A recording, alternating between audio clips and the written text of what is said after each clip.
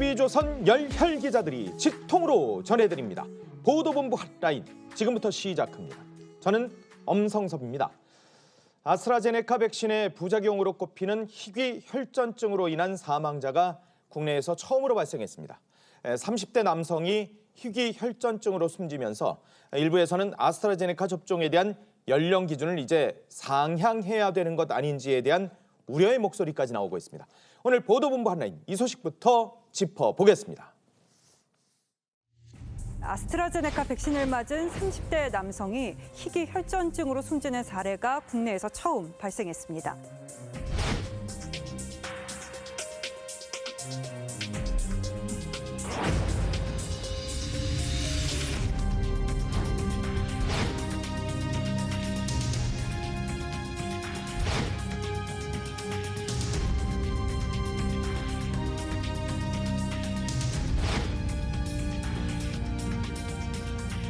최근 염려를 끼쳤던 오접종 등을 방지하기 위해 백신의 보관, 접종에 대한 교육을 필수적으로 이수하도록 하였습니다. 안전한 예방접종이 시행될 수 있도록 최선의 노력을 다하겠습니다. 국내 코로나 백신 1차 접종 이제 1,400만 명 돌파를 눈앞에 두고 있는 그런 상황에서 희귀 혈전증에 대한 우려가 더 커질 만한 그런 사례가 보도가 됐습니다. 네, 먼저 국내 코로나 상황부터 정리해 보자면 집단 면역을 향한 길, 백신 수급만 원활히 된다면 순탄할 것으로 보이는데 이 변이 바이러스에 대한 위험, 완화될 기미가 안 보이는 신규 확진자 수로 이 당국의 고심도 깊어지는 상황입니다. 오늘 코로나 백신 1차 접종자는 1,400만 명을 넘어설 전망인데요. 오늘 오후 3분기 접종 계획도 발표되는데 7월부터 내년도 대입 수험생과 교직원, 일반 50대 등이 먼저 접종하고요. 8월부터는 40대 등 점차 낮은 연령대로 대상이 확대될 전망입니다. 40대는 8월부터? 네, 여기에다 오늘 0시 기준 코로나 신규 확진자 수를 살펴보면 어제에 이어서 500명대인 540명이 확진되면서 좀처럼 확산세가 꺾이지 않고 있는 모습입니다. 백신 접종의 효과가 아직 나오고 있는 것 아니지 않느냐 이런 해석들까지 나오고 있는 상황이에요. 네, 확산세가 꺾이지 않는 만큼 사실상 지금으로서는 이 국민 방역 그리고 백신 접종에 기댈 수밖에 없는 상황입니다. 이런 가운데 말씀하신 것처럼 30대 남성의 희귀 혈전증 사망 소식에 접종에 대한 불안감이 높아지는 건 아닌지 이런 우려도 나오고 있습니다. 사실상 코로나 백신 부작용에 의한 국내 첫 사망 사례라는 그런 얘기까지도 나오고 있거든요. 네, 지난달 27일 30대 남성 A씨는요. 아스트라제네카 잔여 백신을 맞았습니다. A씨는 평소 기저질환이 없던 것으로 알려졌는데요. 그런데 9일 뒤 심한 두통과 구토 증상이 나타나면서 병원을 찾았는데 이 증상이 악화되자 큰 종합병원으로 옮겨서 검사를 받은 결과 이틀 전 아스트라제네카 백신 부작용으로 알려진 혈소판 감소성 혈전증 확진 판정을 받았습니다. A씨는 결국 어제 오후 숨졌습니다. 네, 국내 희귀 혈전증은 지난달 31일 30대 남성에게서 처음으로 확인이 됐지만 숨진 건 이번 A씨가 처음입니다. 그때 당시에도 한라인에서 전해드리긴 했습니다. 네, 맞습니다. 방역당국은 오늘 현재까지 파악된 자료로는 백신 접종으로 인한 혈소판 감소성 혈전증으로 인한 사망으로 보고 있다 이렇게 밝혔는데 이를 두고 일각에서는 이제 사실상 인과관계를 어느 정도 인정한 셈이라는 평가도 나오고 있습니다. 인과성 최종 평가는 이 피해 조사반이 심의 후에 결정이 되겠지만 그간 정부가 사망 사례에 대해서 인과성을 인정한 경우가 없었던 만큼 이번 사례가 백신 부작용에 따른 첫 사망 사례로 인정될지 주목되고 있습니다. 과거 정은경 청장 목소리를 들어보겠습니다. 그런데 아스트라제네카는 혈전이 생기고 조금 부작용이 있다. 또 예방률이 좀 떨어진다. 이래서 자꾸 국민들의 기피 현상이 생기는데 그렇죠? 사실 그렇잖아요? 네, 현재 그 혈소판 감소증을 동반한 희귀혈전증이 부작용으로 우려를 하고 계십니다. 그러면 이제 청장 입장에서 국민들에게 이게 백신에 대한 오해와 불신을 해소시켜야 될 텐데 그러려면 이 아스트라제네카 백신이 안전성이 충분히 담보되어 있다.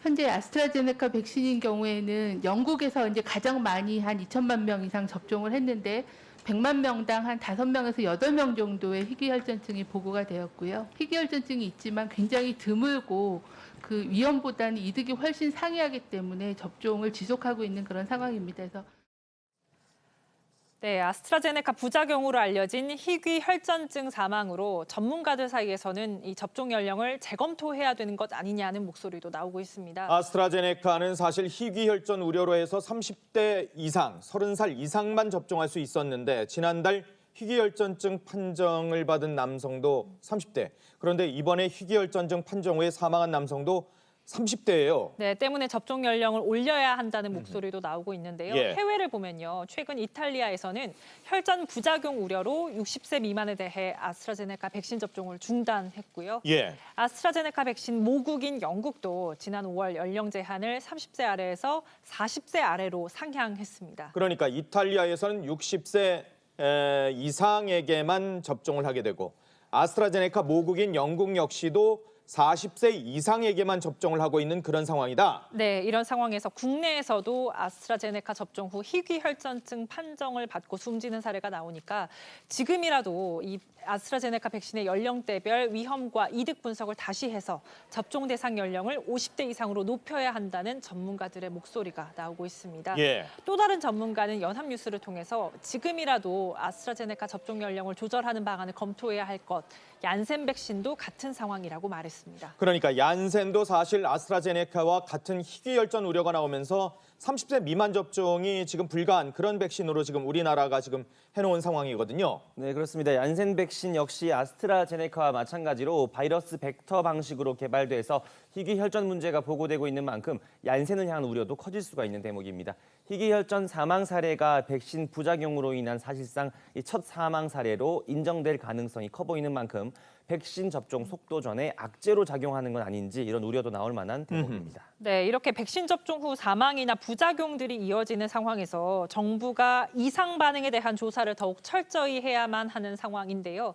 그런데 이 가운데 백신 5접종 사례가 이어지는 점도 당국 입장에서는 좀 부담이 되는 걱정되는 부분입니다. 더 맞히고 덜 맞히고 심지어 군에서는 백신이 아주 소량이 포함된 사실상 식염수만 주사가 되는 그런 상황까지 나오면서 백신을 재접종하는 그런 사례까지도 있었습니다. 네, 게다가 나는 A 백신을 맞으러 왔는데 맞고 보니까 B 백신을 맞는 일도 일어나고 있는데요. 최근 부산에서는요, 한 병원에 근무하는 20대 여성 간호사가 아스트라제네카를 접종했다고 합니다. 20대면은 아스트라제네카는 원칙적으로 맞으면 안 되는 그런 거 아니에요? 병원 측의 착오로 인해서 아스트라제네카를 맞게 된 겁니다. 보건소 측은 해당 간호사에 대한 이상 반응 여부를 수시로 확인 중인데 아직까지 이상 반응은 나타나지 않은 것으로 알려졌습니다. 아니 내가 예약한 백신 대신에 다른 백신을 맞게 된 사례가 사실 처음 있는 일은 아니긴 합니다만은 이번 사례 같은 경우에는 단순히 내가 맞으려던 백신을 못 맞았다 이런 문제가 아니라 20대 간호사 입장에서는 어떻게 보면 건강과 직결된 그런 문제로 볼 수도 있는 상황이거든요. 네, 맞습니다. MBN 보도입니다. 보건소 측에서도 백신 접종에 대한 우려 분위기가 조성되지 않도록 이번 사안에 대해서 강력히 경고와 행정 지도를 한 것으로 알려져 있습니다. 문제는 앞으로 이런 접종 사고가 계속 이어진다면 지금 속도를 내고 있는 백신 접종이 주춤해지는 것은 물론 국민의 안전도 보장하기 힘들어질 수 있다 이런 우려인 겁니다. 특히 하반기부터는 동네 병원에서도 화이자와 모더나 접종을 시작을 해서 취급하는 백신이 최대 4가지 종류로 늘어나게 되는 만큼 5접종 가능성이 더 커질 수 있다 이런 우려가 나오고 있습니다. 관련해서 목소리를 들어봅니다. 백신을 4가지를 늘어놓고 그 환자를 들어오는 환자들마다 백신을 골라가지고 접종한다는 거는 5접종 사고와 틀림없이 나게 돼 있거든요. 목걸이가 될 수도 있고 예림표에다가 색깔을 붙여가지고 백신별 구분할 수도 있고. 국내에서 아스트라제네카 접종 후에 희귀혈전증 판정을 받은 남성이 사망하면서 물론 아직 정부의 최종 판단이 남아있긴 합니다만은 사실상 첫 백신 부작용 사망 이게 아닐까라는 얘기까지 나오는데 아스트라제네카를 또 맞으면 안 되는 20대에게도 5접종이 일어나고 있고요.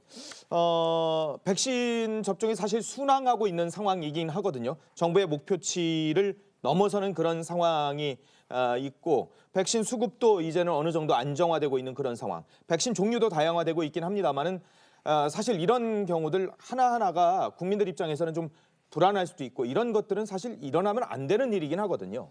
그렇죠. 이런 것들이 실은 굉장히 가끔 일어나는 일이지만 예.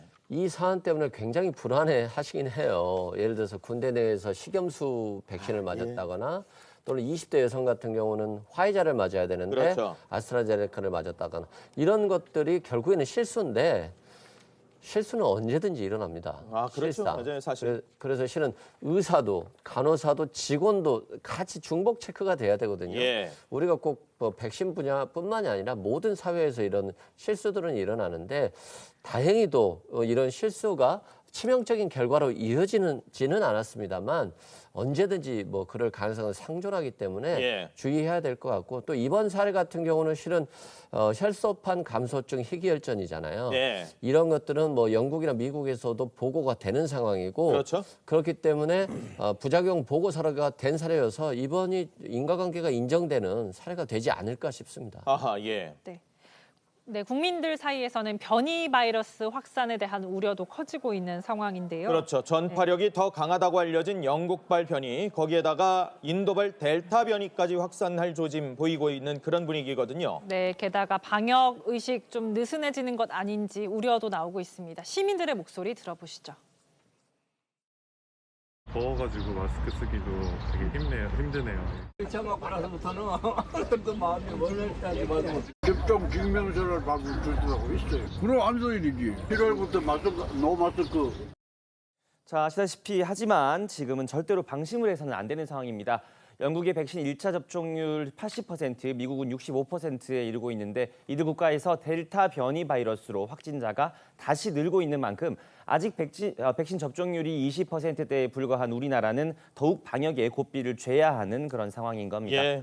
이런 가운데 정부가 7월부터 사업이나 학술 등 공익적 목적이거나 직계가족 방문을 하는 일부 해외 입국자들에게 이 격리 면제 방침을 밝히면서 델타 변이가 유행하는 영국 그리고 인도에 대한 격리 면제를 막지 않으면서도 변이 확산에 대한 않고 있는 상황에서도 변이 확산에 대한 우려가 나오고 있는 상황입니다. 네. 대한민국의 일부 해외 입국자 격리 면제 방침에 이 자국에서 자화자찬을 하고 있는 국가가 있다고 합니다. 그게 무슨 말이에요? 이 격리 면제 혜택을 받는 백신은 화이자, 얀센, 모더나, 아스트라제네카 등에 더해 중국 백신인 시노팜과 시노백 백신을 맞은 사람도 격리가 면제되기도 했는데 그렇죠. 이 WHO 긴급 승인 리스트 여부로 결정된 사안이지만요. 이에 중국 관영 매체인 글로벌 타임스에서는 이 한국이 WHO가 공식 승인한 시노팜, 시노백을 접종한 여행자에 대한 의무 검역을 면제한 첫 번째 국가 이렇게 보도하면서 이 중국산 백신에 대한 신뢰를 보여주는 것이다 이렇게 반기고 있다는 얘기입니다. 그러니까 대한민국에서 중국 백신을 접종한 일부 해외 입국자에게 격리 면제를 해주는 것에 대해서 중국산 백신의 신뢰를 보여주는 것이다. 이렇게 자화자찬하고 있는 그런 보도를 내고 있다. 네, 하지만 한 달 전까지 전문가 일각에선 시노팜은 아직 3상 중간 결과 자료만 나온 상황이라면서 중국 백신에 대한 우려를 표했던 상황이고요. 특히나 현재 중국산인 시노팜과 시노백 백신은 한국에 도입되지 않았는데 한국에서 중국산 백신을 접종하는 것이 불가능한 상황에서 해외에서 중국산 백신을 맞은 사람에 대해 한국이 먼저 격리 면제 조치에 나섰다는 점에서 형평성 문제도 불거지는 분위기입니다. 물론 뭐 일반 관광객을 받아들이는 것은 아니다라고 당국은 설명을 하고 있어요. 그리고 WHO가 승인을 한 그런 상황이기 때문에 뭐 그 기준에 따라서 우리가 뭐 하고 있긴 합니다만은 변이 바이러스가 전 세계적으로 확산되는 상황에서 해외에서 백신 접종자 입국 방침에 대해서도 국민 불안은 사실 어느 정도 불안함이 있는데 거기에 중국 백신에 대한 그런 말들은 그동안에도 사실 좀 있었어요. 중국 당국자조차도 자국의 백신에 대해서 좀 불안해하는 그런 표현을 쓴 적이 있었거든요. 그렇죠. 아니 그리고 실제 중국산 백신의 효능에 대해서 의문이 제기되는 나라들 지금 맞은 데가 좀 있지 않습니까? 네. 그런 사례가 많이 보고가 되고 있는데 문제는 이게 WHO의 긴급 승인을 받았다는 거예요. 그럼 받았는데 그중에서 받은 게 리스트가 쭉 있는데 그중에 중국산 것만 빼고 격리 면제를 한다. 이렇게 되면 이제 이게 국제적으로 외교 문제가 될 수도 있죠. 상호주의라는 게 있거든요. 예. 그렇게 되면 이제 앞으로 한국에서 백신 맞은 사람들이 중국에 갔을 때 중국에서도 격리 면제 같은 것을 취하지 않을 수 있단 말이죠. 그럴 수도 있죠. 예. 이런저런 점 때문에 그냥 종합적으로 판단하지 않았을까. 네. 그렇게 된다면 중국산 백신의 효능이 일부 문제가 된다고 해서 WHO가 긴급 승인한 이상 그걸 뺄 만한 명분은 없었다. 아마 이렇게 정부가 판단한 것 아닌가 싶습니다. 아, 예. 네. 한편 G7 정상회의를 계기로 유럽 3개국 나라를 순방 중인 문재인 대통령은요. 글로벌 백신 제약사 최고 경영자들과 잇따라 면담하면서 백신 생산 허브로서 한국의 역할을 강화하는 데 공을 들이고 있습니다. 이런 가운데 청와대 측이 오스트리아에 방문한 문 대통령의 사진을 올리면서 독일 국기를 표시해서 또 논란이 됐습니다. 오스트리아 방문 사진을 올리면서 독일 국기요? 네, 지금 보시는 것처럼요. 청와대는 공식 SNS 계정을 통해서 문 대통령 부부와 오스트리아 대통령 부부가 함께 있는 사진을 올리면서 대한민국 국기와 독일 국기 이모티콘을 함께 올렸습니다. 청와대 측은 뒤늦게 국기를 수정하긴 했습니다만 청와대 공식 SNS에서 이런 실수를 인지하지 못했었다는 점에 대해서 논란이 커지고 있는데요. 특히나 문 대통령의 유럽 순방 중 청와대 측의 이런 실수 처음이 아니라는 점에서 야권에서는 이 정도면 실수가 아니라 실력이라고 강하게 비판했습니다. 자, 국민의힘은 청와대의 실수는 오스트리아가 과거 독일에 강제 합병당한 아픈 역사를 갖고 있다는 점에서 심각한 외교 결례이자 초청국에 대한 모독이다 이렇게 비판을 했습니다. 맞아요. 오스트리아가 과거 독일에 강제 합병당한 그런 역사도 있고 조금 전에 언급했습니다만 바로 사실 며칠 전에도요. 남아공 대통령 사진 이게 뭐 실무자의 실수라고 그랬으면 뚝 잘라서 논란이 있었잖아요. 네, 맞습니다. 앞서 문 대통령이 참여한 G7 정상회의 단체 사진을 홍보하는 과정에서 이 남아공 대통령의 사진을 잘라내면서 이 대한민국의 위상은 사진 조작으로 올라간다, 이런 비판을 받은 적이 있었습니다. 하지만 사진과 관련한 논란에 여당에서는 해당 논란 자체가 안타깝다 이런 목소리를 냈는데 들어보겠습니다.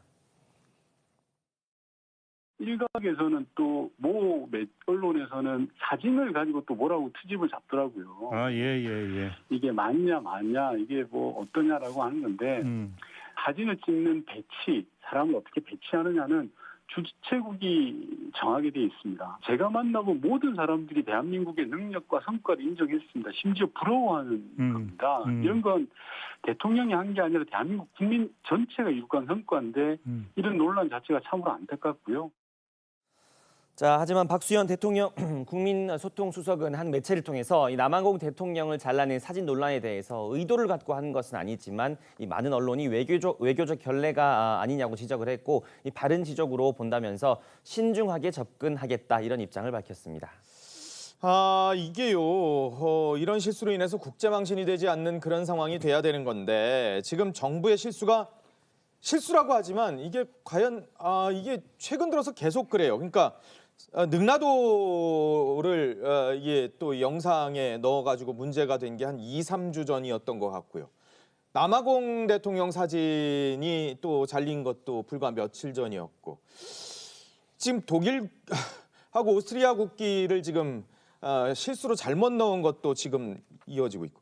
그러니까 이게 실수라는 게 한 번이어야 되는데 최근 들어서 연이어서 이런 일들이 벌어지니까 이게 과연 실수야? 라는 얘기들이 나오는 거예요. 그렇죠. 외교적 결례로 이어질 수 있는 분야에 있어서 이런 소소한 실수들이 굉장히 좋아 보이지는 않습니다. 특히 이제 공식 SNS 계정에 독일 국기를 잘못 걸었잖아요. 오스트리아 국기를 걸어야 되는데 그런 부분은 굉장히 실수예요. 특히 역사적으로 보면 오스트리아가 독일에 의해서 강제 합병된 적이 있기 때문에 우리나라의 역사에 비춰봤을 때도 큰 외교적 결례가 맞습니다. 또한 실은 우리가 G7에 우리 문재인 대통령이 초청을 받았잖아요. 초청 받은 것 자체가 굉장히 위상이 높아진 거거든요. 실은 영연방인 호주라든가 인도, 남아공 대통령을 제외하고는 유일한 초청 국가예요. 그 초청 국가로서 유일한 초청 국가로서 우리 한국의 입장을 설명한다는 것 자체가 굉장히 위상이 높아진 건데 소소하게 그 사진 남아공 대통령의 사진을 좀 잘라서 문재인 대통령을 좀 더 가운데에 두게 하는 거 이건 이제 실은 외교적 결례로 이어질 수 있기 때문에 대한민국의 위상에 좀 깎아내리는 거 아닌가 싶습니다. 그러네요. 안타깝습니다. 자, 지금부터는요. 본격적인 대선 국면으로 접어들고 있는 정치권 소식을 이제 하나씩 짚어보도록 하겠습니다. 영상 먼저 보고 오겠습니다. 더 넓은 보험 야권이 혁신을 하고 그리고 정권 교체라는 결과를 보여줄 책임이 우리 모두에게 주어졌다고 저는 그렇게 생각합니다. 가장 중요한 일 중에 하나가 두 당 간의 통합 논의 아니겠습니까? 문재인 정부의 폭성에 가까운 독주를 막아세우기 위해서는 양당 간의 합당에 대해서 조기에 저희가 성과를 내는 것이 중요하다.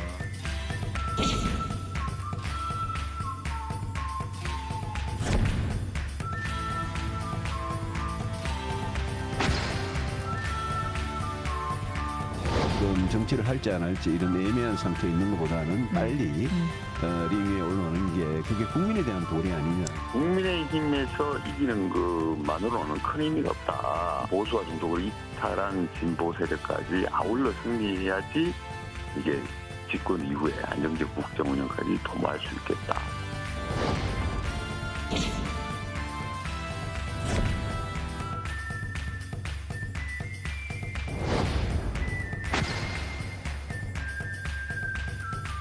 가짜 약을 팔던 시대가 있었습니다. 이제는 그런 식으로 약할 수 없습니다.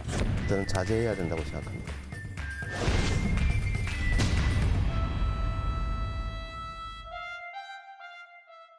여야의 대선 시계 속도가 점점 빨라지고 있습니다. 네, 그렇습니다. 이준석, 안철수 대표의 어제 회동으로 야권에서는 통합 논의가 본궤도에 올랐고요. 여당 또한 경선 연기를 둘러싼 신경전이 가열되면서 여야의 대선 시계 빨라지고 있습니다. 그중에서도 가장 바쁜 하루하루를 보내고 있는 사람 바로 이준석 국민의힘 대표가 아닐까 싶습니다. 하하, 맞아요. 어제 하루만 해도 김부겸 국무총리, 이철희 청와대 정무수석, 그리고 안철수 국민의당 대표, 최강욱 열린민주당 대표까지 연이어서 만남을 가졌습니다. 네, 그렇습니다. 이 대표는 잠시 뒤 2시에는요. 여영국 정의당 대표와 만나고요. 그리고 5시에는 송영길 민주당 대표와의 첫 회동을 앞두고 있습니다.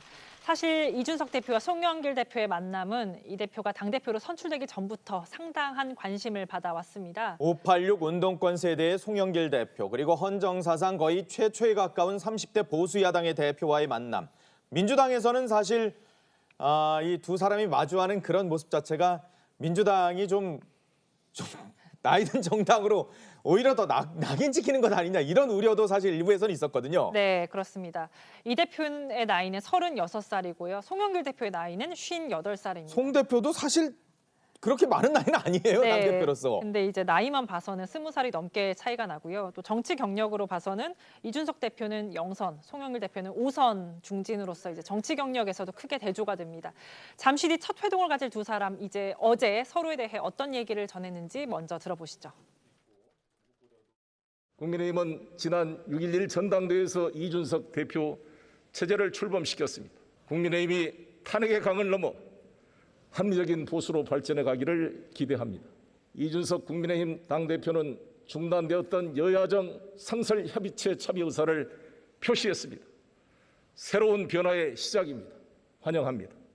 네, 여야정 협의체에 대해서 오히려 저는 청와대 쪽에 국정에 필요한 방향으로 편하게 형식과 그런 어떤 참석 인원을 조정하시라 이렇게 말씀드렸습니다. 그런 측면에서 이게 좀 조기에 활성화되길 바라고, 또 뭐 그에 앞서서 송영길 대표와의 어떤 또 당의 그런 어떤 모임을 가지겠다고 이렇게 말씀드렸고요. 20살의 나이 차, 0선 대 5선의 정치 경력 차, 두 여야 대표의 만남. 송영길 대표가 그 국회 연설에서도 이준석 대표 얘기를 하긴 했었습니다만은 상당히 주목이 되기는 합니다. 저는 이제 좀 궁금한 게 어제 안철수 대표랑 인사를 할 때 폴더 인사를 안 하더라고요. 다른 분들하고는 다 폴더 인사를 했는데, 그래서 오늘 송영길 대표랑 실은 인사를 할 때 어떤 모습일까 일단 궁금하고요.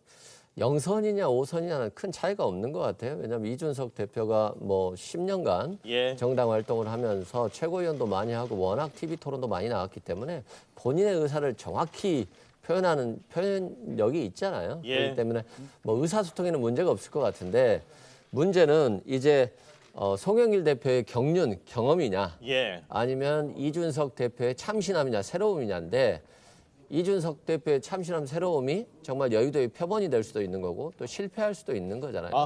실제 뭐 지금 현재는 허니문 기간이라서 그런지 뭐 따릉이라든가 뭐 엑셀 뭐 시험이라든가 공천 자격 시험, 또 토론 배틀, 대변 이런 것들 나오는데 실은 뭐 변하니까 좋아 보이긴 하잖아요. 그런데 이런 것들을 현실적인 여의도 정치에 적용할 수 있느냐는 문제는 굉장히 어려운 문제고, 또한 이게 자칫 잘못하면 30대의 능력 있는 한 젊은이가 능력만으로 모든 걸 가지고 간다라고 볼 수도 있기 때문에 이런 문제를 이준석 대표가 어떻게 해결하는 건지도 이제 저는 개인적으로 관심인데, 또한 우리 송영길 대표 또한 마찬가지인 것 같아요. 저는 개인적으로 송영길 대표가 최선을 다해서 지금 노력하고 있다고 보는데, 분명히 조국 사태 관련해서 내로남불에 대해서 명확하게 사과를 했고 어제도 다시 한번 강조를 했거든요.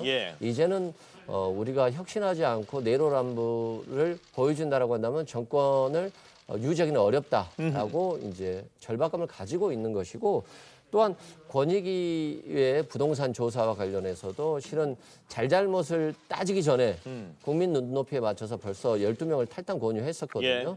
이런 변화의 시도들이 이제 시작인 거거든요. 결국에는 이준석 대표와 송영길 대표의 시간, 누가 더 혁신할 것인가, 거기에 대해서 자기 신의 시간으로 만들지 아니면 상대편에게 시간을 바칠지는 한번 지켜봐야 될 것 같습니다.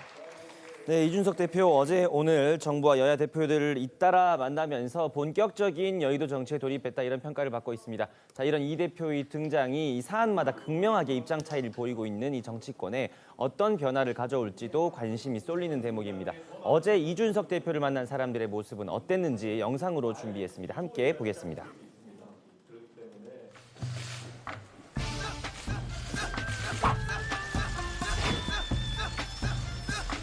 배울 점이 많은 분이다.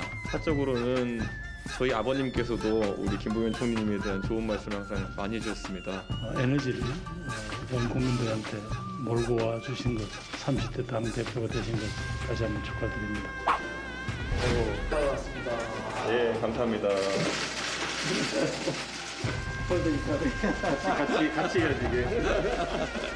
우리 이준석 대표님하고 모 방송국에서 템플 스테이를 같이 갔던 그런 기억이 납니다. 10년 만에 거대 정당의 대표가 될 거라고는 짐작을 못했습니다만 축하드리고요. 진짜 오랜만에 이렇게 왔네요. 옛날 생각이 많이 나네요. 멀지 않은 옛날인데 제가 함께 방송하던 시절이 생각이 납니다. 언제든 아낌없이 전쟁하겠다는 말씀을 드립니다. 굉장히 젠틀하고 또 매너 있게 여러 사안에 대해서 의견을 나눴던 기억이 있고요. 또 야당이랑 틀에 묶여 있기 때문에 야당 역할을 잘 할 수 있기를 계속 기대하겠습니다. 김부겸 총리하고는 아버지하고의 인연을, 그리고 또 이철희 정무수석이나 최강욱 대표하고는 방송에서의 인연을 얘기를 하면서 화기애애한 분위기를 연출을 했어요.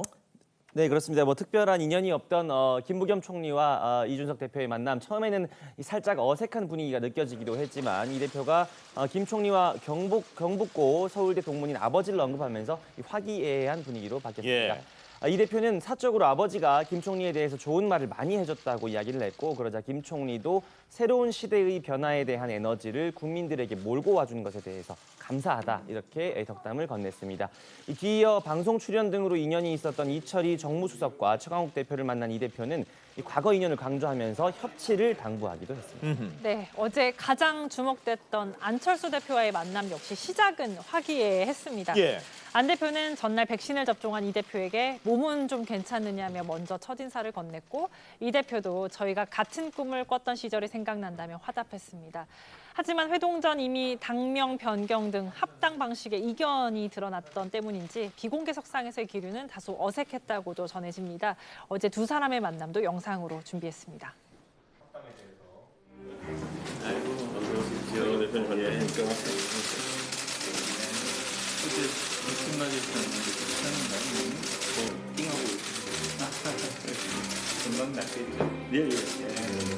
정권 교체라는 결과를 보여줄 책임이 우리 모두에게 주어졌다고 저는 그렇게 생각합니다. 가장 중요한 일 중에 하나가 두 당 간의 통합 논의 아니겠습니까? 저는 오늘 이 상견례를 시작으로 해서 조속하게 이런 실무 협의가 이루어질 수 있기를 바랍니다. 전쟁 같은 합당이 되지 않도록 저희가 저와 안철수 대표님 간의 어떤 신뢰관계를 바탕으로 앞으로 이 합당 과정을 또 신속하게 마무리해서 국민들 앞에 같이 설 수 있었으면 좋겠습니다. 전쟁 같은 합당, 유행가 가사를 굉장히 좋아하는 것 같은데 전쟁 같은 합당이 돼서는 안 된다. 국민의당의 당면 변경 요구를 겨냥한 그런 발언으로도 해석이 될 수 있어요. 네, 그렇습니다. 어제 오전 국민의당 권은희 원내대표가 한 라디오에서 당명 변경 신설 합당을 공개적으로 언급을 했고, 이에 이 대표는 즉각 처음 듣는 얘기고 인수인계 받은 내용과 다르다면서 이견을 드러냈었습니다. 이후 안철수 대표와의 만남에서도 이 대표는 전쟁 같은 통합 이런 표현을 쓰면서 불편한 기색을 표출을 한 겁니다. 하지만 안 대표 역시 입장을 바꿔놓고 생각해보면 당연한 것 아니냐 이렇게 이야기하면서 당명 변경을 강조하는 양측의 신경전 본격화된 모습입니다. 자, 이런 가운데 대선 출마를 선언한 하태경 의원이 오늘 지난 3월 안철수 대표의 발언을 꺼내 들었습니다. 어떤 발언인지 직접 들어보겠습니다. 안철수를 야권 단일 후보로 선택해 주시면 야권의 지지층을 20, 30대, 중도층, 무당층까지 넓혀갈 수 있습니다. 안철수를 선택하시는 것이 더 큰 국민의힘을 만드는 길이자 국민의힘을 정권교체의 중심에 설 수 있게 만드는 길입니다. 지금 들으셨습니다만 안철수 대표가 지난 3월 서울시장 선거 때는 더 큰 국민의힘을 만들자 이렇게 했었어요. 네, 그게 불과 3개월 전인데요. 이제는 당명을 변경해야 한다고 주장을 하고 있는 겁니다. 한 하의원은요, 안철수 대표를 향해서 상식에 맞는 정치를 해야 한다. 1년 동안 노력해서 지지율 1등이 된 당 이름을 대선을 앞두고 왜 바꾸는가? 대체 무슨 이득이 있는가라고 비판했습니다. 정치권에서는 안철수 대표가 합당 문제를 두고 속칭 진빼기 전략을 구사하는 것 아니냐 이런 해석도 나옵니다. 국민의힘과의 합당이 안 대표에게 유리할 게 없는 만큼 시간을 끌어서 협상판과 몸값을 키우려는 의도라는 건데요. 오늘 이준석 대표의 목소리도 준비했습니다. 사실 지금은 좀 그런 당명에 관한 얘기는 처음 듣는 얘기 같습니다. 그리고 이게 저희가 당명이라는 것이 보통 바꿀 때는 어떤 당의 어떤 위상이라든지 아니면 이런 것들을 좀 일신할 필요가 있을 때 그런 필요가 있는데 지금은 방금 저희가 얘기했던 것처럼 당원 가입도 폭증세이고 당의 이미지가 전반적으로 굉장히 좋은 상태에서 당명 변경을 할 필요가 없다고 생각합니다. 국민의힘과 국민의당의 합당, 안철수 대표는 당명 변경을 요구하면서 지금 이 합당 논의에 난항이 겪어지는 그런 모습인데 불과 석 달 전만 해도 큰 국민의힘을 만들겠다고 했었던 안 대표. 그런데 지금은 당면 변경을 요구를 하고 있는 듯한 상황이에요. 그렇죠. 아니 권은희 원내대표가 당면 변경을 실질적으로 공개적으로 요구를 했죠. 그런 걸 보면 사실은 당명 변경이라는 것은 이준석 대표가 얘기했듯이 당이 어려움에 처했고 뭐 선거에서 참패를 했다든가 아니면 뭐 쇄신 요구가 아래로부터 물밀듯 와서 이 당 가지고서는 도저히 안 되겠다라고 할 때 대개 당명을 바꾸거나 아니면 뭐 다른 세력을 연합하거나 뭐 이런 거 아니겠습니까? 지금 현재 국민의힘은 그런 단계하고는 완전히 반대의 국면이에요. 오히려 국민의힘이라는 이름으로 이준석 새 대표가 당선이 되면서 훨씬 더 지금 당원도 급증하고 뭐 이런 상황이란 말이죠. 그러니까 당명을 바꿀 이유가 전혀 없는 상황에서 지금 안철수 대표가 더군다나 3개월 전에 본인이 했던 얘기와 전혀 다른 조건을 지금 가지고 나온단 말이죠. 물론 실무적으로 이제 국민의당과 국민의힘이 합당 논의를 시작할 거예요. 그러니까 아마 시작하는 단계에서 원점에서부터 재검토하자. 아마 안철수 대표는 그런 생각을 가지고 있는 것으로 보이지만 이렇게 되면 3개월 전에 본인이 했던 말, 심지어는 또 서울시장 보궐선거 이전에는 뭐 무조건 합당 얘기까지도 나온 적이 있어요.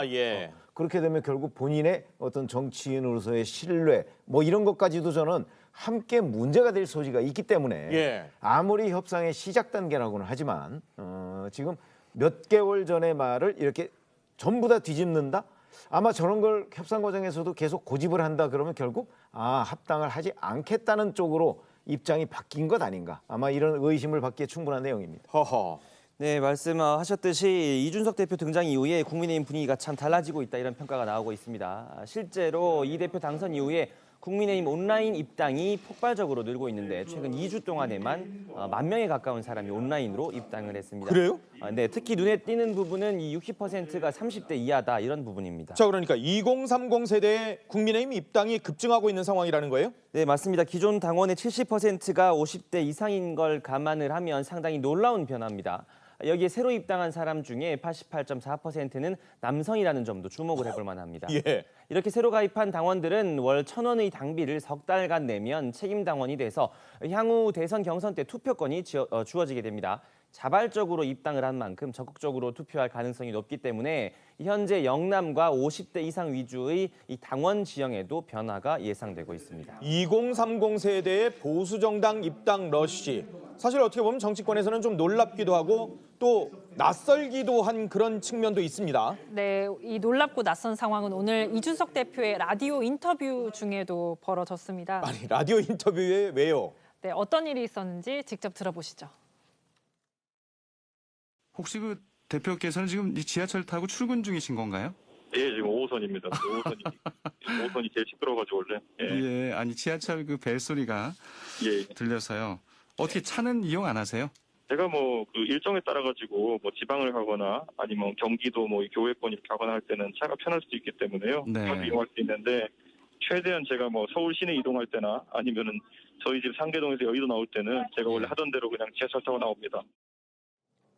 그러니까 이준석 대표가 그러니까 지하철로 출근을 하면서 이 라디오 인터뷰를 전화로 응했던 그런 상황이군요. 네, 대표 취임 첫날 지하철과 따릉이 타고 출근했던 이 대표가요. 오늘은 지하철 출근 도중에 라디오 인터뷰에 응했습니다. 네. 이 대표는 깜짝 놀란 진행자의 앞으로 지하철에서 하는 인터뷰가 많을 것 같다며 5호선이 원래 제일 시끄럽다고도 했습니다. 이 대표는 어제도 4호선 지하철을 이용해 출근을 했는데요. 보시는 것처럼 검은색 가방을 다리에 올려두고 스마트폰을 보고 있는 모습, 평범한 직장인 모습과 다를 바 없는 모습입니다. 자, 이준석 대표가 몰고 온 이 변화의 바람, 이 국민의힘 변화의 바람 가운데 국민의힘 대변인 선발 배틀도 빼놓을 수가 없습니다. 맞아요. 상당히 관심이 쏠리고 있어요. 네, 그런데 이철희 정무수석이 이 토론 배틀의 심사위원을 제안받았다는 사실이 알려졌습니다. 아니, 이철희 정무수석이요? 네, 그렇습니다. 이철희 정무수석이 오늘 한 라디오에 출연을 해서 어제 이 대표에게 심사위원을 제안받았다는 사실을 직접 밝혔는데 직접 들어보겠습니다. 자연스럽게 심사위원으로 오면 어떠냐 그래서 아유 저야 불러주면 좋죠 이렇게 얘기했는데 진짜로요? 그 얘기하면서도 서로 가만히 이게 가능한 얘기인가? 그런데 뭐 저는 부르면 갈게요. 그랬더니 오시면 좋죠. 심사료는 못 드립니다 이러더라고요. 진짜 편하게 이렇게 친하니까 덕담을 주고받은 얘기인데 네. 저는 사실은 그냥 개그라고 얘기했는데 기사 보니까 이게 다큐가 돼 있다. 그래서 깜짝 놀랐어요. 제가 비서라 수석자가 붙어 있긴 합니다만 비서라 어떨지는 모르겠는데 대통령 허락은 받으셔야 되는. 그거 하지 마라 그러실 것 같지는 않은데 뭐 저는 이상하지 않을 것 같아. 이야. 간다면 휴가 내고 가야 되겠죠. 초대 정무수석이 그러니까 야당 대변인 선발에 심사위원으로 참여를 한다? 이것도 사실 굉장히 놀랐는데 일단 이철희 정무수석은 해볼 마음은 있는 듯한 그런 상황이 물론 비서니까 당연히 대통령 허락이 있어야 되는 상황이긴 한데 그렇습니다. 대통령이 허락을 하실까요? 이 정무수석이라는 게 실은 여야 간 소통의 자리잖아요. 그렇죠. 예, 굉장히 그리고 중요한 또 자리죠. 과거에 또 친분도 이준석 대표하고 있기 때문에 예. 덕담 수준의 얘기를 한 것 같고 실제 뭐 이철희 정무수석이 대통령께 보고하고 한번 하겠습니다 하면 대통령께서 거절할 이유는 없을 것 같은데 정무수석이 아마 보고를 하지 않을까 싶어요. 개인적으로 보면 왜냐하면 대변인 토론 배틀이잖아요. 실은. 그리고 이제 대선을 앞두고 있고 여권 대선 후보를 상대로 강하게 메시지를 내는 어떤 당의 얼굴이자 입인데 뭐 여당 입장에서도 야당 입장에서도 상당히 좀 약간 부담스럽지 않나 싶기는 해요. 다만 이 선을 뭐 못 넘을 선은 아닌 것 같습니다만은 이철희 전 정무수석이 알아서 판단하지 않을까 싶습니다. 어떨 것 같아요? 만약 그렇게 된다면 저는 오히려 야당 최고위원회의가 있잖아요. 그렇죠. 그래서 국민의힘 최고위원회의에서 만약 저게 현실화된다면 당연히 문제를 삼을 수밖에 없는 내용 아닌가요? 왜 문제예요? 아니 생각을 해보세요. 제1야당의 그 대변인을 뽑는데 대통령의 비서관이 거기 가서 심사위원을 한다? 그러면 그게 제1야당의 대변인은 제1야당의 철학과 앞으로의 미래 비전 같은 거에 일단 동의를 해야 되지 않습니까? 그렇죠. 근데 국민의힘의 뭐 미래 비전이나 철학을 물론 이철희 정무수석이 모르지 않겠지만 그래도 자기의 기준으로 그걸 뽑는다고 한다면 그걸 동의할 국민의힘 지지자들이 누가 있을까요? 그러니까 저는 제가 보건대는 그냥 농담처럼 오간 얘기들입니다. 저는 그렇게 봅니다. 그래요? 그래서 아마 그런 얘기가 정말 현실화가 된다? 그거는 이준석 대표는 그 생각을 진지하게 얘기를 했을지 모르겠으나 아마 최고위원회의에서 제동이 걸릴 것이고 당원들의 뜻과도 저는 배치될 것이다 이렇게 봅니다. 네, 오늘 지켜봐야겠습니다. 오늘 국회 본회의 교섭단체 대표 연설에 나온 국민의힘 김기현 원내대표 이야기입니다. 문재인 정부와 민주당 그리고 586 운동권이 국가를 사유화하고 있다 이렇게 강하게 비판을 한 겁니다. 한때 대한민국 체제를 뒤집으려고 했던 사람들이 그 대한민국에서 가장 많은 혜택을 누리면서 이제는 꼰대 수구 기득권이 돼서 대한민국에 가장 많은 해악을 끼치고 있다 이렇게 주장을 한 겁니다. 문재인 정부와 민주당 그리고 586 운동권, 수구 기득권이 돼서 대한민국에 가장 많은 해악을 끼치고 있다. 네, 오늘 한 라디오 프로그램에 출연한 이철희 청와대 정무수석도 혁신을 포기하면 더 이상 진보가 아니다 이렇게 이야기를 했는데 들어보겠습니다. 진보가 머물러 있으면 이미 진보가 아니잖아요. 그럼요. 자칭 진보 세력 아닙니까? 그렇죠? 예. 세상을 조금 더 바꾸는 쪽에 방점을 찍고 있는 분들이 기왕에 가지고 있는 직이나 권력이나 자리에 연연하고 있는 건 아닌가. 변화하기보다는 멈춰 있는 거 아닌가.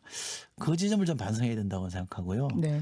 진보라는 세력이 특히 지금 민주당이나 저를 포함한 이쪽 진영에 있는 사람들이 혁신을 포기했을 때는 더 이상 저는 진보라는 이름을 쓸 수 없다고 봅니다. 왜 그 혁신이 지금 멈춰져 있다고 생각하십니까? 집권 여당에서? 뭐 하고 싶은 얘기는 많습니다만 자리가 자리인 만큼. 여기에 윤석열 전 검찰총장의 대권 로드맵이 드디어 베일을 벗지 않았습니까? 맞아요. 보수와 중도는 물론이고 탈진보 세력까지 아울러서 압도적 정권 교체를 하겠다. 어제 저희가 전해드렸었어요. 네, 맞습니다. 민주당 지지를 철회한 탈진보층까지 끌어안고 윤석열식 공정과 상식을 선보이면서 압도적 대선 승리를 약속하는 것이 윤 전 총장의 로드맵의 굵은 뼈대가 될 전망입니다. 특히 어제 저희 TV조선이 단독으로 전해드린 대로 윤 전 총장이 지난주에 자신의 서초동 자택에서 조국 흑서의 공저자 김경률 회계사를 만났다고 합니다. 이른바 조국 사태 이후에 탈진보를 선언을 한 대표적인 인물입니다. 네, 그렇습니다. 윤 전 총장은 김 회계사와 만난 자리에서 이 조 전 장관에 대한 수사는 과도하지 않았고 원칙적이었다 이렇게 말했다고 하는데 두 사람의 과거 목소리를 들어보겠습니다. 검찰총장 임명장을 받는 자리에서 대통령은 권력 눈치 보지 마라 라고 했는데 조국에 대한 수사가 대통령의 이러한 당부의 말씀을 거역한 거라고 보십니까? 저희들은 법과 원칙에 따라서 어떠한 수사도 이렇게 하고 있습니다. 네. 제가 조국 전 장관하고 개인적으로 친밀하지는 않습니다만은 이 수사를 해야 되는지 말아야 되는지에 대해서 저 개인적으로는 저도 인간이기 때문에 굉장한 번민을 했습니다. 네. 정말 이게 그 상황에서 참 부득이한 것이었다는 점을 좀 이해해 주십사 하시고 정권 차원에서도 검찰의 엄정한 수사는 꼭 필요하다고 저는 개인적으로 느끼고 있습니다. 조국 장관 후보께서도 어디에 투자했는지 몰랐다. 이제 이른바 블라인드 펀드라는 것을 이제 만들어냈었는데요. 조국 전 장관께서 말씀하신 이제 블라인드 펀드라고 하는 것은 세계 어디에도 없는 족보에도 없는 그런 실체였던 거죠. 문재인 정부의 출범 모토라고 할 수 있는데 이제 이른바 정의, 평등, 공정 이런 것들이 집권 4년 동안 많이 희화화돼 버렸고 결국은 조금 매몰차게 말씀드린다라면 탁현민 비서관의 어떤 소품 정도로 전락해버리지 않았나 이렇게 생각합니다. 네, 이런 가운데 오늘 천준 작가의 윤석열 평전, 별의 순간은 오는가, 윤석열의 어제, 오늘과 내일이라는 책이 출간이 됩니다. 천 작가는요, 윤 전 총장과의 소통 창구를 통해서 간접적으로 받은 메시지들을 소개했는데요. 윤 전 총장의 측근들이 윤 전 총장에게 검사 시절 처리한 국정원 댓글 수사, 박근혜 최순실 게이트 수사, 적폐 수사 등이 나중에 정치 논쟁이 될 경우 어떻게 대처하겠느냐고 묻자 나는 내 페이스대로 갈 것이다. 이런 대답이 돌아왔다고 합니다. 나는 내 페이스대로 간다. 네, 또 윤 전 총장이 검찰총장 사퇴 후 측근들에게 나는 동굴 속에서 마늘만 먹으며 인간이 되기를 기다리는 곰이라는 메시지도 전했다고 합니다. 자, 윤 전 총장이 서울대 법대에 재학하던 시절 이 군대 가는 선배를 위로하기 위해서 같이 머리를 빡빡 깎았다는 일화도 소개가 돼 있다고 합니다. 윤 전 총장은 당시 기준으로 심한 이 부동실을 가지고 있어서 이 병역을 면제받은 상황이었다고 전해지고 있죠. 이 평전의 저자 천준 작가 군대 가는 선배를 위로하려고 같이 머리를 깎았다는 일화를 윤 총장 자신은 빡빡머리는 인상이 좋지 않다면서 정작 별로 언급하고 싶어하지 않는 에피소드다 이렇게 설명을 하기도 했습니다. 특히 윤 전 총장의 친구들은 윤 전 총장이 자신만의 표현 욕구가 매우 강한 사람이라고 남의 말이나 행동을 따라가는 것도 좋아하지 않는 편이었다 이렇게 회상을 했다고 하는데요. 어제는 윤석열 전 총장의 중마고우가 국민의힘에 나타나 강연을 하기도 했습니다. 우당 이회영 선생의 증손자인 이철우 교수예요. 네, 그렇습니다. 한번 들어보겠습니다. 윤석열 총장이 나중에 사표를 내고 나왔을 때는 그 길로밖에 갈 수가 없었다는 생각을 해봅니다. 윤석열 총장은 검찰개혁의 원뜻에 대해서 저항한 사람도 아니고 그렇기 때문에 윤 총장이 그 정치와 사법의 그 균형점을 누구보다도 잘 의식하면서 그 국정을 펼쳐나갈 사람이라고 저는 생각을 합니다. 이준석 대표의 새 정치와 그 누군가의 큰 정치가 결합이 되어야 저는 정권 교체가 되고 한국의 여러 가지 문제점들을 해결하기 위한 큰 리더십 이것을 성취할 수 있는 건 아닌가. 네, 윤석열 전 총장의 중마고 이야기를 들으셨습니다. 어제 최재형 감사원장의 중마고우와 관련된 보도도 나왔습니다. 최재형 감사원장의 중마고우요? 네, 그렇습니다. 최재형 감사원장이 경기고 1학년 때 이 소아마비로 일어서지도 못하는 친구를 업어서 등하교시키면서 같이 공부를 했다고 하죠. 업어서 등하교를 도왔던 그 친구하고 나란히 서울대 법대를 나와서 사시에도 같이 합격을 했다 이런 얘기도 있습니다. 네, 바로 그 친구인 강명훈 변호사가 최재형 원장의 대선 출마를 지원하는 모임을 만들어 활동 중이라는 중앙일보의 보도가 나왔습니다. 그래요? 네, 그렇습니다. 또 야권인 핵심 관계자가 이 나라를 바로잡는데 힘을 보태놓은 쪽으로 이 최 원장의 결심이 기운 것으로 안다. 시기는 기존에 거론되던 7월 말 8월 초보다 더 빨라져서 이르면 이달 안에도 결단을 내릴 수 있다. 이렇게 말했다는 전언이 소개가 됐습니다. 나라를 바로잡는 쪽으로 결심이 기울었다. 네, 최재형 감사원장의 대권 출마 결단설에 관심이 쏟아지자 이 최재형 원장의 친구 강명훈 변호사는 월간조선과의 통화에서 해당 보도를 일부 반박했습니다.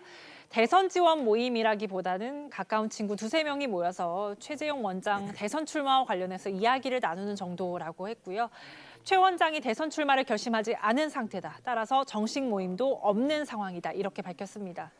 지금 야권 주자로 윤 전 총장이 가장 주목을 받고는 있지만 가능한 많은 후보가 이 링 위에 올라와서 이 자웅을 겨루는 게 좋다. 이런 게 국민의힘 지도부의 생각일 겁니다. 실제로 야권에서는 이 최 원장이 깃발만 들면 사람들이 모여드는 건 정해진 수순이다 이런 평가도 나온다고 합니다. 이 고교 시절 소아마비를 앓는 친구를 업어서 등교시켰고 그 친구와 함께 서울대에 입학을 했고 또 사법고시에 합격했다는 이런 미담뿐만이 아니라 아들 둘을 입양을 해서 키운 개인사 등이 이른바 보수의 노블레스 오블리주에 가깝다는 이야기입니다. 또 최 원장은 문재인 정부의 탈원전 드라이브에 원칙대로 대응한 올곧은 이미지를 가지고 있습니다. 반면 또 중앙일보 보도에 따르면 이런 흐름과는 별개로 이 최재형 원장 주변에선 대선 출마 결심을 만류하는 이들 또한 적지 않다는 이야기도 있습니다. 그래요? 정권 교체가 가장 중요한 과제이기 때문에 이 시간이 촉박한 상황에서 대중성을 이미 획득하고 있는 윤석열 전 총장을 중심으로 힘을 합쳐야 된다. 이런 논리인 겁니다.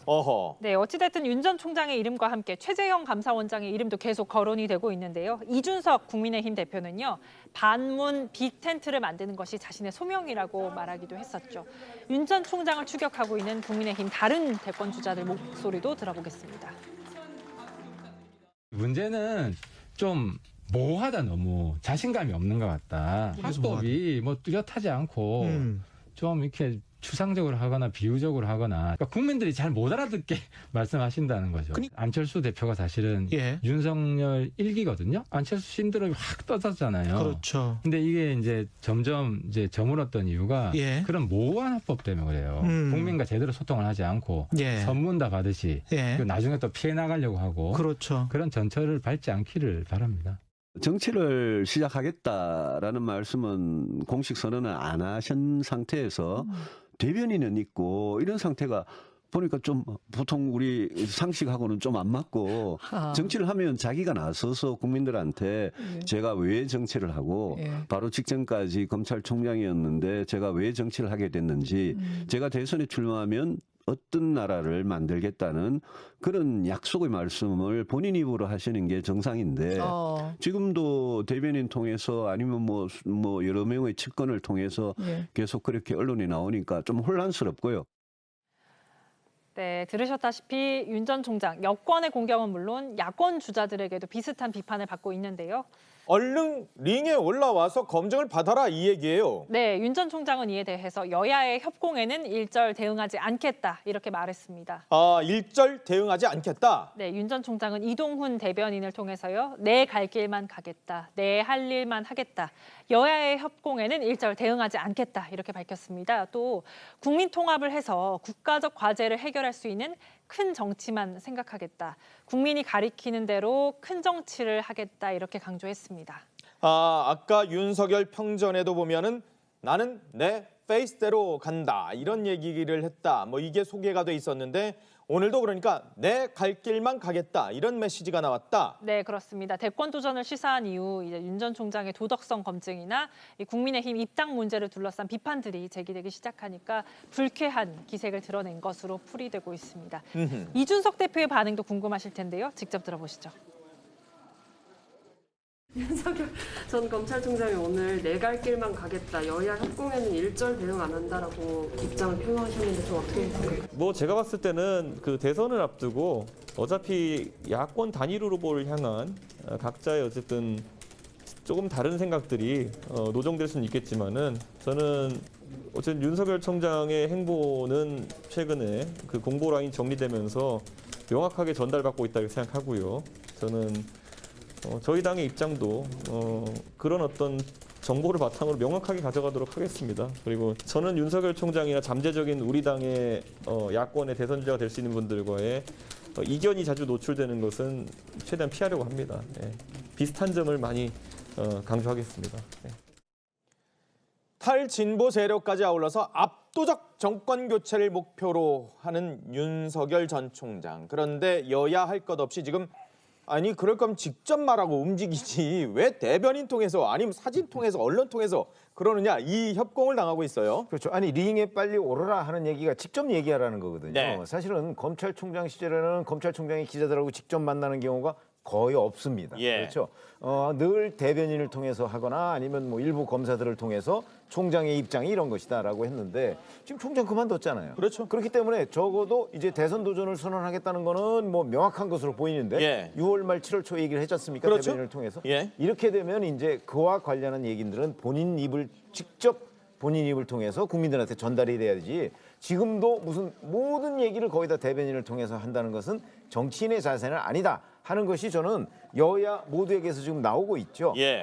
그런 점에서 본다면 근데 이제 저런 식의 얘기 큰 정치 뭐 이런 얘기를 하고 있는데 정치권에 진입하려는 원래의 그 차기 정치 지도자들 과거에 뭐 고건 전 국무총리나 아니면 반기문 전 유엔 사무총장이나 다 정치권 진입하기 전에는 큰 정치를 했습니다. 예. 늘 말도 그렇게 하고요. 예. 근데 그 큰 정치라는 것을 할 때는 세력도 필요하고 시간도 필요합니다. 예. 근데 과연 지금 이제 대선 8개월 며칠 남은 셈인데 대선이 자, 이 기간 동안에 윤석열 전 총장이 꿈꾸는 그런 큰 정치가 가능할 것인가? 적어도 저는 제가 기자 생활한 지 35년쯤 됐는데 예. 그 35년 동안에는 보지 못했습니다. 못 봤다고 해서 실패한다는 건 아니지만 그렇죠. 예. 적어도 제가 보지 못한 장면이었는데 예. 그런 것들을 윤석열 전 총장이 어떤 새로운 기준이나 어떤 새로운 시도로서 과연 성공시킬 수 있겠는가? 예. 이런 부분에 대해서 저도 주목을 하는 입장이고 예. 그런 점에서 보면 뭐 앞으로 지켜봐야 될 대목이긴 하지만 예. 다만 이제 빨리 본인의 목소리를 좀 들려달라는 그거는 저는 유권자들의 요구라고 보거든요. 아하. 그 부분엔 부응을 해야 할 것이다 이렇게 생각합니다. 자, 특히나 이준석 대표 조선일보와의 인터뷰에서요. 윤석열 전 검찰총장에 대해서 아마추어 티가 나고 아직은 준비가 안 된 모습이라고 평을 하면서 입당을 하면 조직적으로 전문가들의 도움을 받을 수 있다 이렇게 이야기를 했습니다. 그러니까 빨리 입당해서 전문가들 도움을 받으라 뭐 이런 취지죠. 네, 그렇습니다. 그러면서 바로 이날의 예를 들었었는데 잠시 화면 보겠습니다. 국민의힘 입당도 검토 중이신 걸로 계속 전해지고 있는데요. 입당은 좀 언제쯤에 하실 계획이신가요? 거기에 대해서는 제가 아직 오늘 처음으로 이렇게 제가 나타났는데 이제 제가 뭐 걸어가는 길을 보시면은 차차 아시게 되지 않겠나 싶습니다. 본격적인 정치 행보는 언제쯤에 하실 계획이신가요? 네, 그것도 제가 뭐 우리 국민 여러분들의 또 뭐 기대 내지는 또 뭐 염려 이런 거 제가 다 경청하고 다 알고 있습니다. 여러분이 좀 지켜봐 주시기를 부탁드리겠습니다. 장모가 10원 한 장 피해 준 적 없다 말씀하신 건 어떻게 입장이 그대로입니까? 응원합니다. 오늘 행보 사실상 대권 행보라고 봐도 될까요, 총장님? 침묵이 너무 길어서 일부에서는 너무 간을 보는 거 아니냐 이런 주장도 있거든요. 어떠신가요? 오늘 일정은 이렇게 공개하신 이유가 있나요? 피로감이 좀 피로감이 생긴다 이런 주장도 있거든요. 어떻게 생각하십니까? 국민의힘으로 대선 출마하실 것 같습니까? 자, 이준석 대표는 조선일보 인터뷰에서 윤 전 총장이 참석했던 이 우당선생 기념관 개관식을 예로 들면서요. 어떤 분들이 윤 전 총장과 함께 하는지 보여주지 못했고 국민들이 궁금해하는 부분에도 답을 주지 못했다고 이야기를 하면서 이미 입당했어야 했는데 지금도 조금 늦었다. 그 와중에 공수처 수사의 빌미를 주는 것 아닌가 하는 아쉬움이 있다. 이렇게 이야기를 했습니다. 윤 전 총장은 조국 사태를 거치면서 문재인 정부에 대항한 반부패 영역에서 강한 인상을 주었지만 여기를 벗어날 때 어떤 능력을 보일지가 관건이다. 이런 이야기입니다. 윤 전 총장의 입당 시기 이른바 국민의힘 대선 버스에 정시에 오르게 될지 여부에 대해서 계속해 기싸움이 벌어지고 있는 그런 모습인 건데 관련한 목소리를 조금 더 들어보겠습니다. 버스니 택시니 하는데 이준석 대표는 보니까 지하철하고 따릉이 타고 다니던데요. 이렇게 고정된 틀에다가 뭘 맞추려는 논의 자체가 매우 비생산적이라고 생각합니다. 예. 그 말씀은 그럼 8월까지 꼭 타야 된다는 그 원칙론에 대해서도 열어놔야 된다 쪽이세요? 그 누가 정한 거예요? 이준석 대표는 그 생각이더라고요. 버스는 제때 출발할 거다. 어차피 대선 기획단이 출범이 되면 여기서 다양한 입장을 대변하는 사람들이 참여를 해서 또 민주당 상황도 봐가면서 내년 3월에 정권교체를 반드시 이루라는 그 국민의 열망이 이번 전당대회에도 들어있는 거거든요. 그러니까 어느 당이든 마지막 목표는 대통령 만드는 그거지. 네. 그게 뭐 택시 타고 가든 버스 타고 가든 비행기 타고 가든 따릉이 타고 가든 그게 중요한. 따릉이 타고 하면 저는 비행기 타야 되는 사람이고. 제주도에서 비행기 타셔야 되네 진짜. 비행기든 따릉이든 택시든 그걸 가지고서 막 몰아넣지는 말아라. 그렇죠. 네. 저는 그건 정당 대표로서 공지하는 일정이고요. 윤석열 총장 측도 그 개인의 판단에 따라 가지고 합리적인 선택을 할 수 있길 바랍니다. 저는 원래 컴퓨터 프로그래머거든요. 네. 그래도 이제 여러 사안에 대해서 국민들의 공감을 사다 보니까 제가 정당의 당대표까지 하고 있는 거 아니겠습니까? 저는 윤석열 총장도 반부패나 이런 검찰 영역을 벗어나서도 충분히 역할을 할 수 있다 보고요. 공개 활동을 빨리 늘려가지고 국민들이 그런 부분을 빨리 접할 수 있으면 좋겠다 이런 겁니다. 네, 이런 가운데 송영길 민주당 대표는 중앙일보와의 인터뷰에서요. 윤석열 전 총장이 쉽게 국민의힘에 입당하지 못할 것으로 전망했습니다. 쉽게 못 갈 거다. 왜요? 홍준표, 하태경 이런 분들이 간단치 않은 분들이지 않냐면서 최근 자신이 언급한 윤석열 X파일의 실체가 이명박 BBK 문제처럼 야당 경선 과정에서 밝혀질 거라고 본다라고 했습니다. 또 윤 전 총장이 입당을 하면 당에 기반한 수많은 후보들의 공격으로 야권 내에서 자체 검증이 이뤄질 것이라는 얘기입니다. 윤 전 총장이 입당을 하면 야당 내부 검증 과정이 있을 것이고 또 윤 전 총장은 결국 수많은 상처를 입고 탈락할 수도 있다라는 주장인데요. 윤 전 총장 측 입장과 관련된 목소리들도 준비했습니다. 협찬을 받은 회사는 배우자 회사가 아닌 언론사입니다.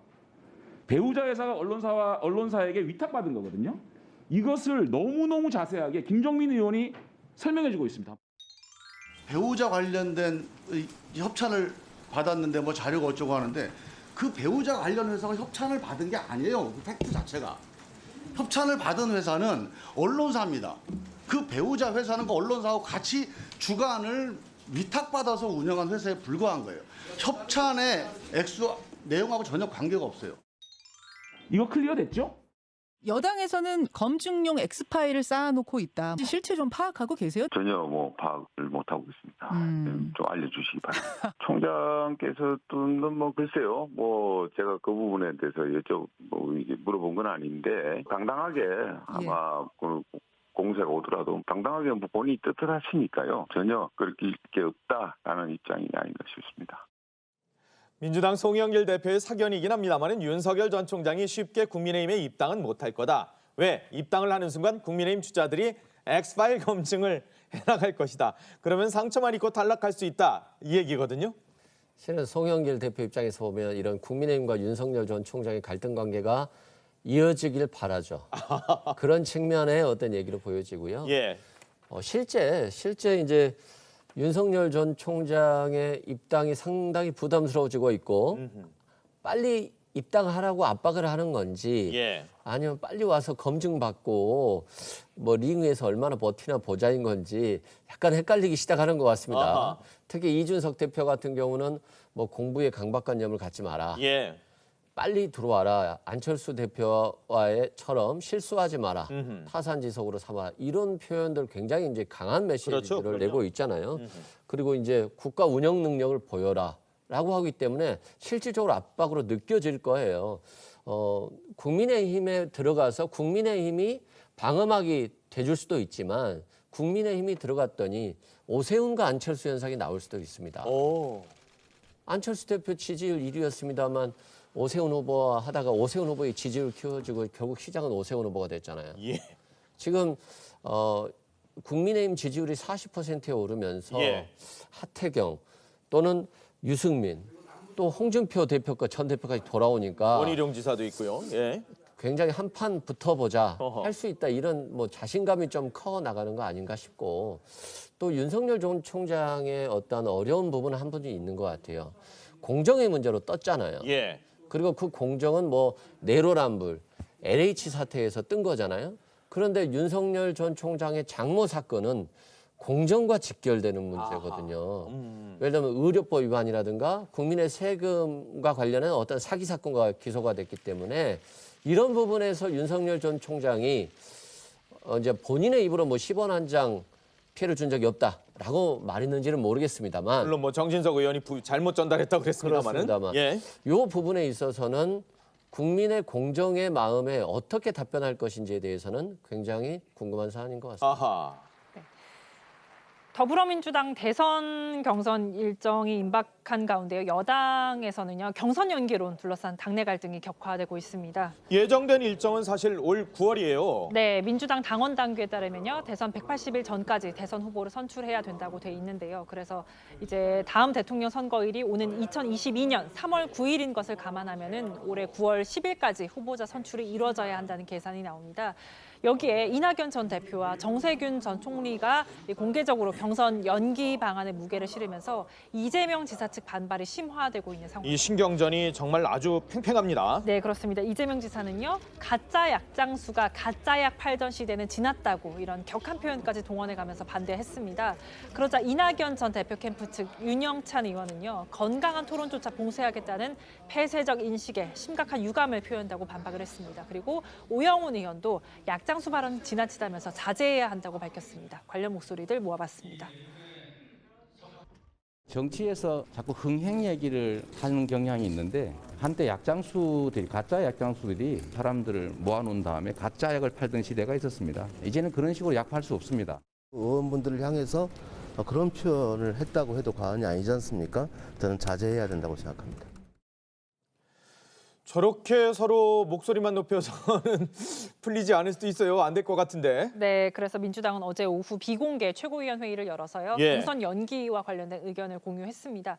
고용진 수석 대변인은 이르면 이번 주 안에 당 지도부가 결정하겠다 이렇게 밝혔는데 또 이동학 청년 최고위원도 오늘 오전 한 라디오 인터뷰에서 경선 연기 논란에 대해서 이 시간을 더 끌 이유가 없다고 했습니다. 목소리 들어보시죠.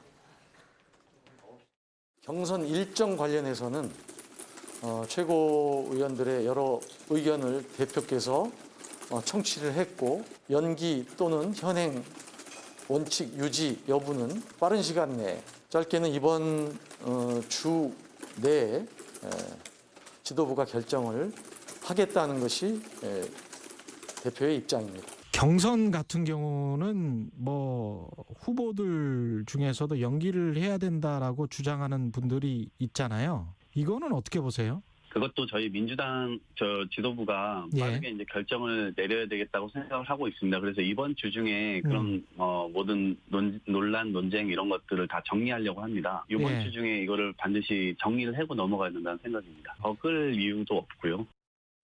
경선 일정 관련 논의 못지않게 사실 대선 기획단 인선도 상당히 중요한데 지금 의외의 인물이 지금 언급이 되고 있더라고요.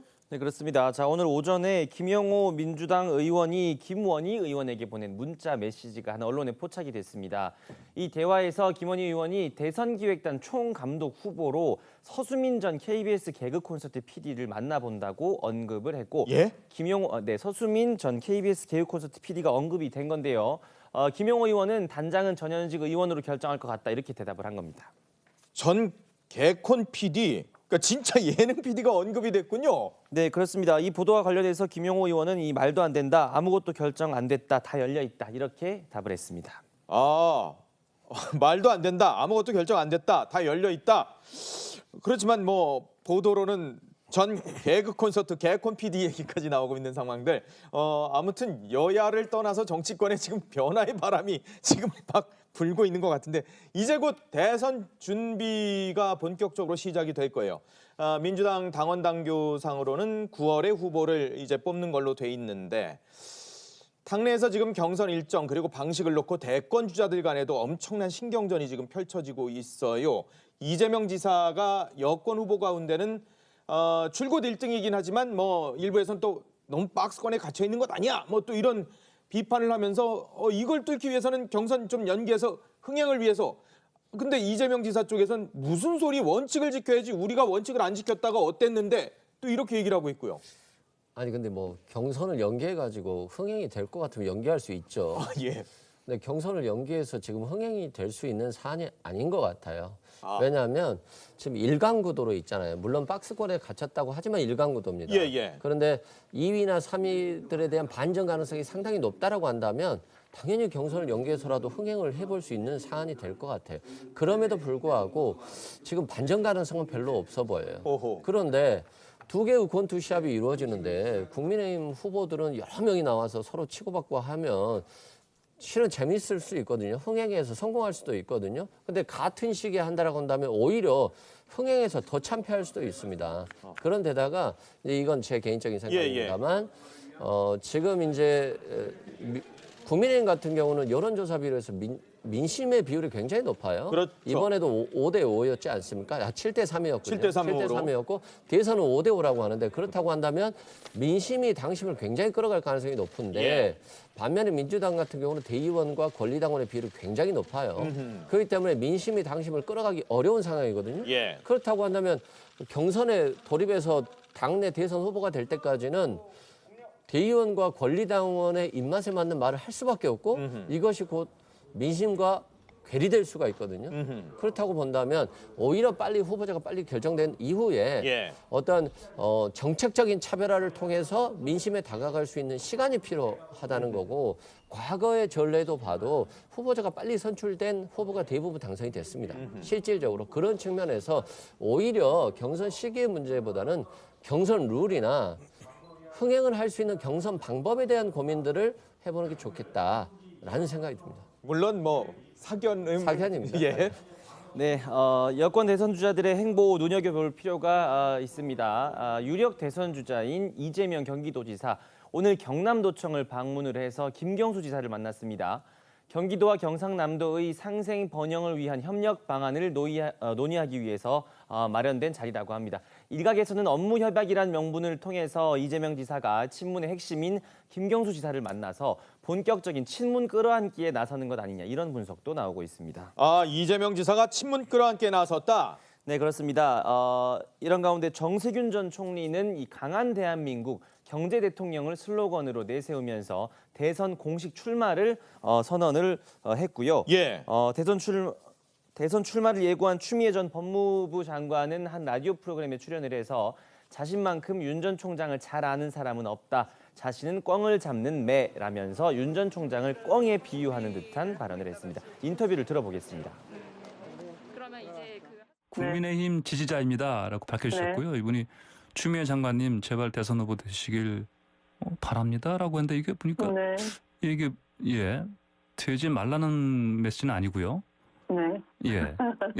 국민의힘 측에서 이런 반응을 보이는 그 이유가 뭐라고 보십니까? 이게 아마 언론이 이제 그 추미애가 나오면 윤석열을 키운다라는 그런 그 조금 우스꽝스러운 프레임을 씌웠기 때문에 예. 그런 거에 연동이 되신 거 아닌가 싶고요. 제1야당에서 변변한 대권 후보 하나 없기 때문에 윤석열 지지율만 올라가는 거를 네네. 누군가는 탓은 하고 싶은데 뭐 일부러 그렇게 얘기하는 거 아닌가 싶고요. 한마디로 꽁 잡는 매가 두렵다라고 저는 생각을 합니다. 저만큼 윤 총장을 잘 아는 사람이 없기 때문에 예. 제가 꽁 잡는 매다. 꽁 잡는 매. 추미애 전 장관은 대선 출마와 관련해서 심적인 각오는 돼 있다 이렇게 얘기를 했어요. 그런데 국민의힘 허은하 의원도 추미애 전 장관 대선에 꼭 나오시길 바란다 이렇게 인터뷰를 했어요. 그러니까 아니 허은하 의원도 그렇고 추미애 전 장관이 대선에 나와서 민주당의 대선 후보가 될 것이다 이렇게 생각하는 사람들은 제가 알기로는 많지는 않습니다. 모르죠. 근데 뭐 그러니까 제가 예. 알기로는 많지 예. 않고 이승훈 변호사도 아마 그렇게 생각 안 하실 가능성이 높을 것으로 보이는데 짐작컨대. 근데 그건 이제 왜 그러냐면 사실은 2020년 1월부터 12월까지 예. 그 동안에 그 추윤 갈등이라는 게 있었지 않습니까? 사실은 제가 시간이 남아서 추윤 갈등의 1년 일지를 한번 쭉 훑어본 적이 있어요.